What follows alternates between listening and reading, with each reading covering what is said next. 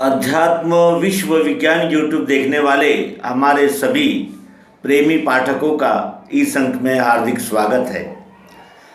स्वामी जी श्री जीवनानंद जी चैतन्य, इनके जीवन चरित्र को जानने के लिए जो अनुरोध आया था, उस अनुरोध को हमने यथामति यथाशक्ति पूर्ण करने का प्रयास किया।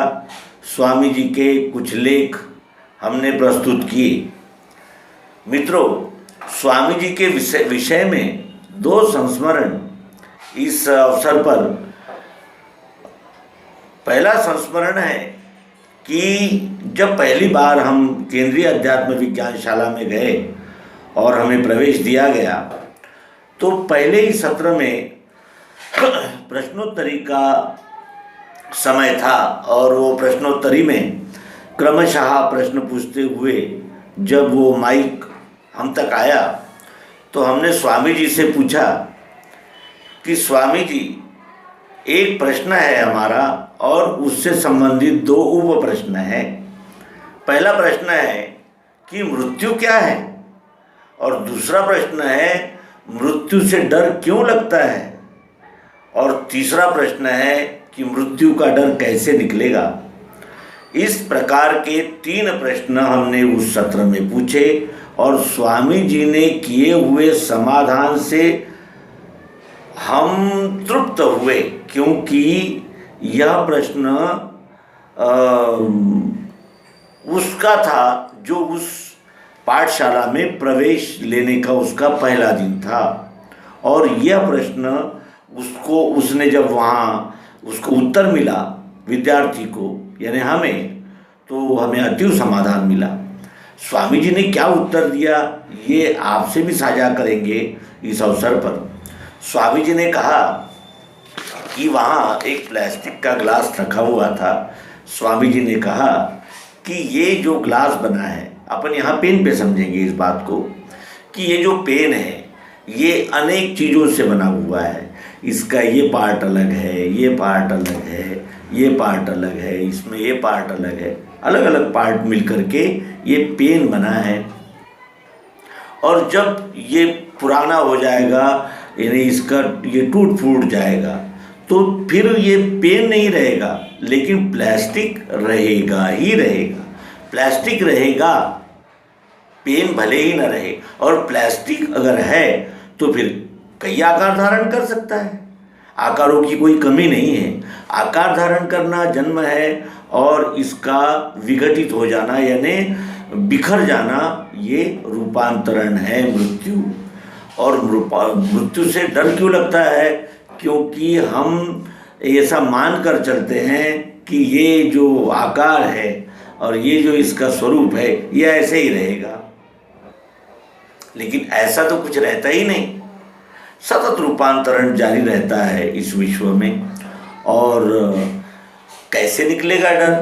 तो उन्होंने उत्तर दिया था कि जब हम ये जान लेते हैं कि पंच महाभूतों से ये सारा ढांचा तैयार हुआ है, इसमें 3 गुण क्रिया शक्ति है, क्रियाशील करती है, कफ वात पित्त बनकर इस शरीर का संचालन करती है, और ये उसका सगुण साकार रूप है। शब्द स्पर्श रूप रसगंध और सत्वगुण रजोगुण तमोगुण इस रूप से प्रत्यक्ष संपूर्ण विश्व में अनुभव आता है। और उसमें चालना देने के लिए अक्षर भाव है, उसमें जो प्रियत्व है, चाहत है। चाहत इस आकार में भी है, टूट जाएगा तो भी चाहत है, और है तो दिख रहा है, और दिख रहा है तो कैसा?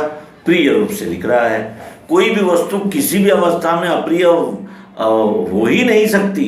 हमें न प्रिय हो, लेकिन किसी न किसी को अवश्य प्रिय होती ही है।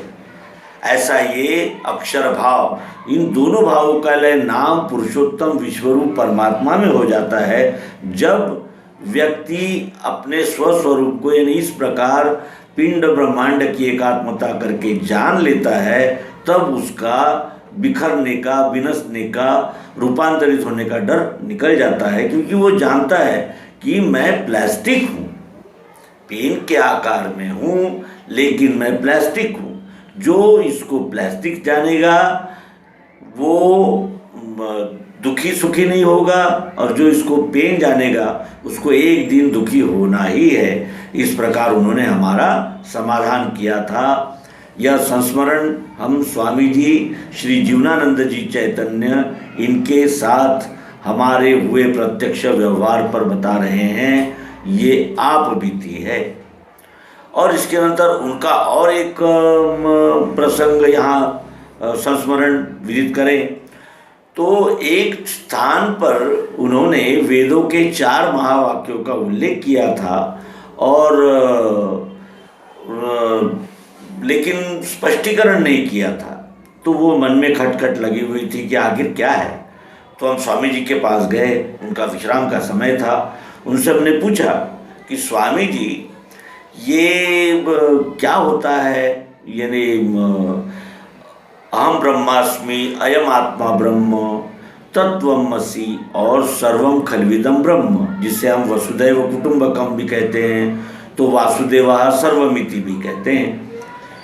तो उन्होंने उत्तर दिया था कि ये मनुष्य के समझदारी का विकास है, ये समझदारी की प्रगति है।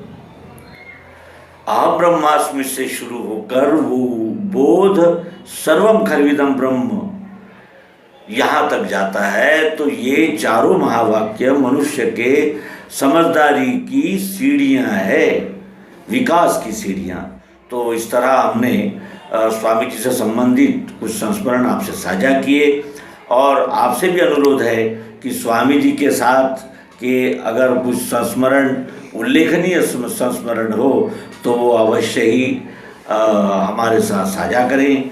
धन्यवाद। नर्मदे।